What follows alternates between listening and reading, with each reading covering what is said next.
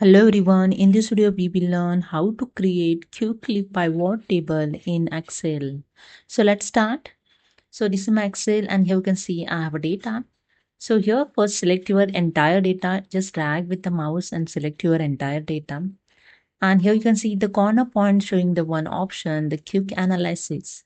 Simply click on it and go to the tables tab and here you see the pivot table is available. When you keep cursor, you can check the preview also, pivot table. Again, I keep cursor on second pivot table.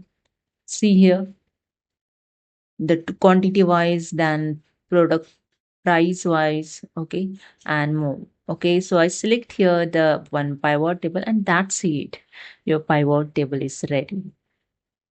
So this is the way you can quickly create pivot table in Excel by using the quick analysis. So hope you understood. If you like this video, please subscribe. Thank you so much.